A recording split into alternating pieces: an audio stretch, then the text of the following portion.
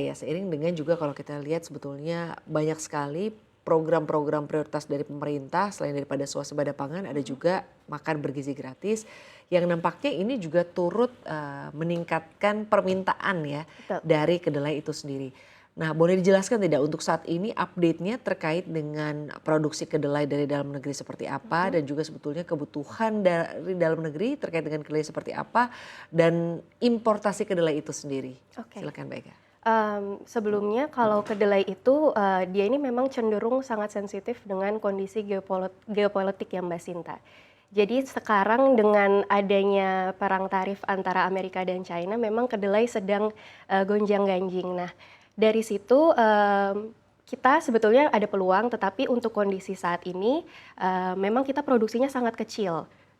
Memenuhi tidak sampai 20%, sekitar 12% saja. Untuk produksi dari 2024-2025, kalau kita menilik dari laporannya USDA, itu kita hanya memproduksi sekitar 300 hingga 350 ribu ton saja, dengan kebutuhan yang mencapai 2,9 juta ton. Nah, dari situ sisanya kita impor, itu kita ambil dari Amerika dan juga dari Brazil, dan diproyeksikannya lagi untuk tahun depan, tahun yang akan datang 2026-2027 kita akan kebutuhannya tentu akan meningkat seiring dengan adanya program-program, pemerintah khususnya seperti MBG yang memang mengedepankan protein nabati.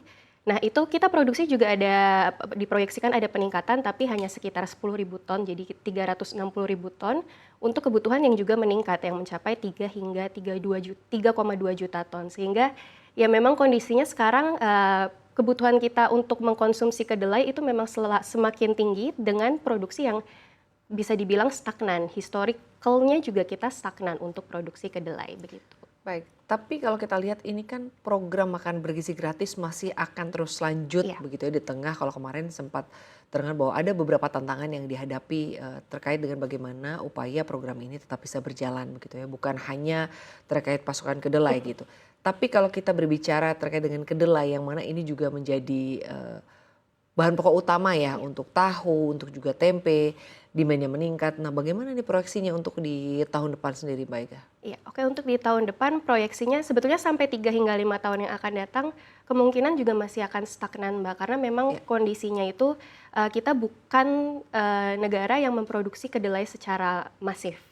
Jadi kalau dari USDA diproyeksikannya ya tadi peningkatan hanya sekitar 10.000 ton, jadi kemungkinan di angka 350 hingga 360.000 ton per tahunnya untuk, total produksi.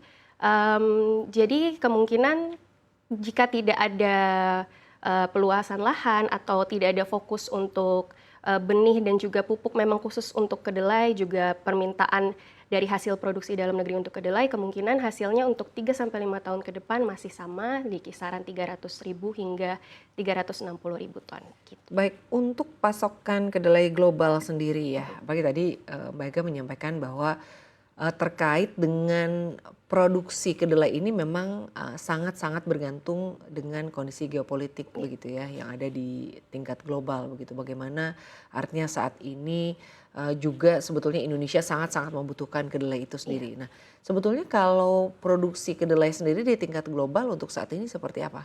Untuk kondisi produksinya masih, stabil, Mbak, tetapi ada kemungkinan yang terseret dari kondisi geopolitik saat ini adalah harganya. Karena, saat ini produsen terbesar adalah Amerika juga Brazil dan untuk, penyerap terbesar untuk produksi dari kedelai Amerika adalah China dan kita juga masuk dalam 5 besar. Nah, dengan adanya, kondisi, tarif antara Amerika dan China, jadi ada kemungkinan pasarnya akan bergeser, kemungkinan China akan berlari ke mungkin Brazil atau negara lainnya.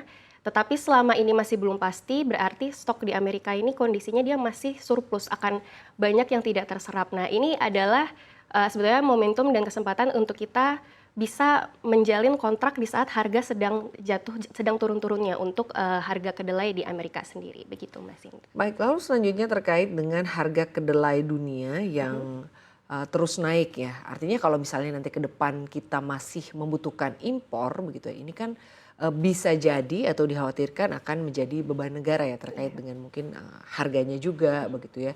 Demand tinggi, pasokannya kurang Iya. begitu. Ini akan juga menimbulkan harga yang cukup tinggi. Nah, Mhm. bagaimana Ega melihat ini sebagai sebuah tantangan ke depannya? Apalagi kalau tadi kita bersama-sama dengarkan ya begitu bahwa untuk produksi kedelai di tanah air memang kita dihadapkan pada berbagai tantangan, bukan hanya iklim begitu Iya. ya, tapi juga mungkin lahannya itu sendiri juga menjadi tantangan. Bagaimana Mbak Ega melihat ini? Kalau untuk kondisi sekarang dengan harga kedelai yang, cenderung sedang tidak stabil atau agak sedikit menurun bahkan, sebetulnya untuk memproteksi diri kita sendiri tentu, hedging itu atau kita memiliki kontrak dengan negara produsen di momen saat ini sangatlah, eee, baik menurut kami. Karena saat ini kan dengan harga yang bagus berarti untuk kedepannya kita nantinya akan dengan harga kontrak yang sama. Lalu juga dipastikan untuk pembeliannya kita memiliki kontrak yang jadwal pembeliannya memang stabil.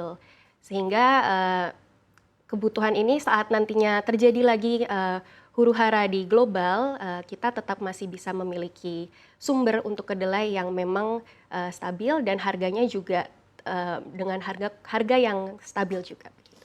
Baik, lalu ke depannya begitu ya, sejauh mana pengembangan kedelai di tanah air sendiri ya? Kita tahu bahwa permintaan untuk kedelai ini semakin meningkat. Iya. Tapi sebetulnya menurut Mbak Ega, langkah-langkah apa yang perlu diambil oleh pemerintah atau artinya untuk saat ini langkah apa yang harus dilakukan oleh pemerintah? Oke, kalau sebetulnya kan permasalahan utamanya seperti yang tadi Mbak Sinta bilang itu kan juga karena lahan, lalu juga kalau cuaca atau iklim tidak terlalu sebetulnya, tapi lebih ke faktor ekonomi sebenarnya Mbak Sinta. Jadi, untuk para petani kedelai ini dilihat tidak memiliki, tawaran ekonomi sebaik tanaman-tanaman lainnya, karena memang kita sudah memiliki ketergantungan dengan impor. Jadi dari dahulu sudah terprogram kita mengambilnya kedelai impor, sehingga hasil dari kedelai petani kita itu jarang terserap, sehingga terlihat kurang menguntungkan. Nah, mungkin yang pertama bisa diperbaiki memang, bagaimana agar hasil produksi dari kedelai petani lokal kita ini bisa diberikan dibantu dalam bentuk, pupuknya juga dalam benihnya agar hasilnya ini sama bagusnya dengan kedelai yang kita impor sehingga, bisa terserap. Jadi kan selama ini kenapa tidak diserap karena kalah saing Mbak untuk, faktor dari kualitasnya. Nah, jadi mungkin yang utama bisa dilakukan itu karena kalau kita berbicara lahan, kalau kita mau memenuhi dengan kebutuhan kita yang sebesar itu akan takes time. Karena kedelai ini juga sejauh ini cenderung sebagai tanaman selipan, Mbak. Jadi kadang setelah panen padi itu diselipkan menanam kedelai atau kadang tumpang tindih dengan jagung. Jadi, untuk lahan mungkin itu akan menjadi untuk jangka panjang, tetapi untuk yang sekarang yang sudah ada bagaimana untuk menguatkan agar dia, dalam kualitas yang cukup baik agar bisa bersaing dengan, kedelai-kedelai impor, begitu. Baik, tapi kalau tadi ya Anda menyampaikan bahwa sebetulnya iklim bukan faktor utama begitu Iya. ya, bagaimana sebetulnya produksi kedelai di tanah air dihadapkan pada tantangan, ada berbagai tantangan. Nah, Anda sendiri melihatnya sejauh ini begitu ya, seiring dengan kalau kita tahu bahwa program makan bergizi gratis ini tentunya akan meningkatkan Iya. demand dari kedelai itu Iya. sendiri begitu ya. Nah,